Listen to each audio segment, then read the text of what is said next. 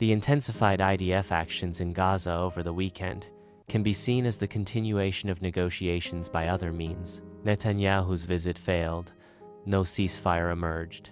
Israeli and Hamas teams had engaged in a week of proximity talks in Doha, and US President Donald Trump had issued upbeat messages, suggesting an agreement was just around the corner. Doha talks failed. Envoy Witkoff remained home. AI video maker. Skip runway. Excellence beyond runway ad. AI video maker. Skip runway. Excellence beyond runway. Runway. Atubo. AI. Netanyahu returned. No deal.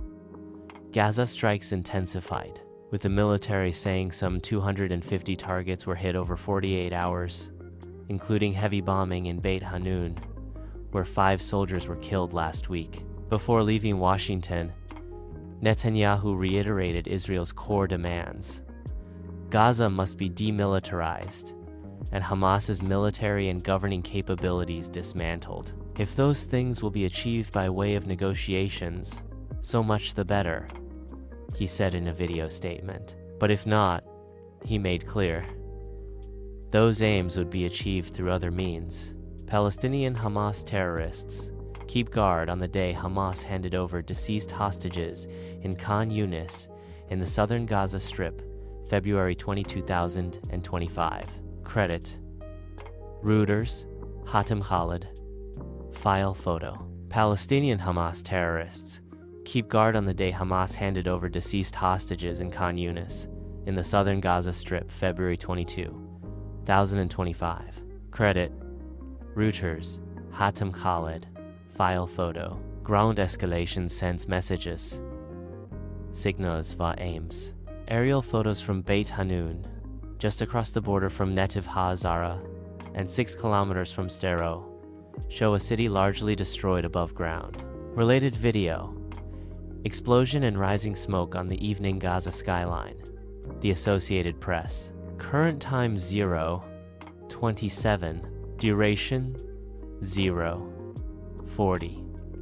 The Associated Press. Explosion and rising smoke on the evening Gaza skyline Ioni 100. View on watch. But, as has often been the case in this war, the real battle lies underground, in the sprawling network of Hamas tunnels, some of which remain intact and operational. That subterranean maze now appears to be at the center of Israel's operational focus. Whether by design or necessity, the breakdown in diplomacy was quickly followed by a sharp escalation on the ground. That escalation fits squarely into Netanyahu's broader approach: maintain intense military pressure on Hamas until it accepts Israel's core demands. This latest turn, stalemated diplomacy abroad, intensified military operations at home, offers a revealing window into Israel's current strategy. This isn't a case of diplomacy collapsing and war filling the vacuum. It's a case of both tracks moving in parallel, each shaping and reinforcing the other.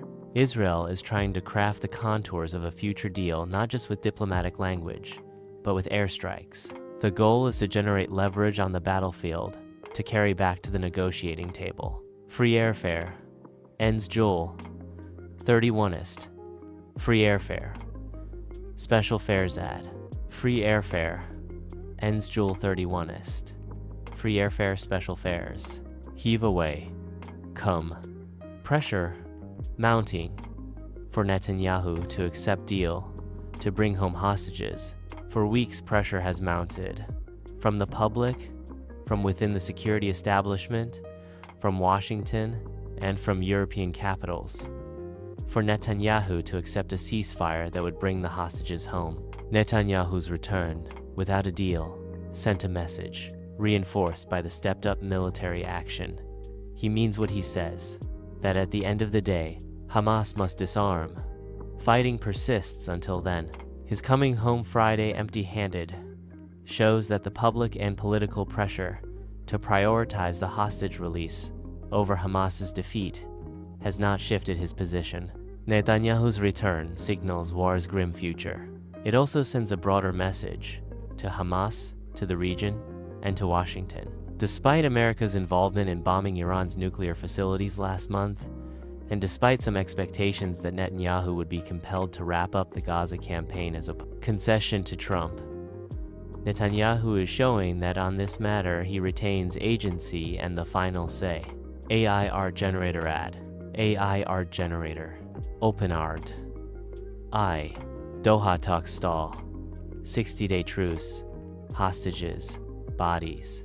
First, Hamas wants the IDF to pull back to the lines agreed to in the ceasefire reached in January, including a withdrawal from the muaj corridor and a significant reduction of the current operational footprint. Since the last ceasefire, the IDF has expanded its presence in key areas, and Hamas wants that reversed. Israel is not inclined. Second, Hamas wants to restore the UN coordinated aid distribution system that allowed it to control humanitarian assistance and maintain power. Israel, by contrast, wants to preserve the US-backed Gaza Humanitarian Foundation, created earlier this year, which limits Hamas's ability to hijack aid for its own purposes. Israel needs both control of most of the muaj corridor and the GHF to distribute aid, to establish a Hamas-free humanitarian city in Rafah, something Hamas is adamantly opposed to. The IDF's stepped-up activity as negotiations stall also serves another purpose, sending a message to Netanyahu's coalition partners. Itamar Ben-Gvir and Bezalel Smotrich have indicated they will bolt the government if the Doha talks render a ceasefire agreement that leaves Hamas with a grip on aid distribution, or sees the IDF retreat significantly.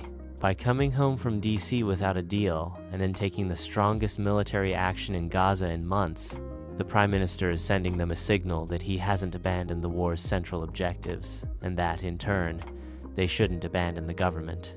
In the end, Hamas will have to lay down its arms and be stripped of any governing or military capabilities in Gaza. Hostages return clashes with war's aim. For now, Netanyahu is signaling that the defeat of Hamas remains the guiding priority, and that any deal that undermines that goal, even if it brings some hostages home, is not worth the cost. That message is directed at Hamas, at Trump, at the international community, and perhaps most urgently, at his own political base. Whether this strategy ultimately delivers the hostages or stretches the war even further remains to be seen. But one thing is clear: Israel is not pausing the war to make room for diplomacy. It is waging the war in order to shape it.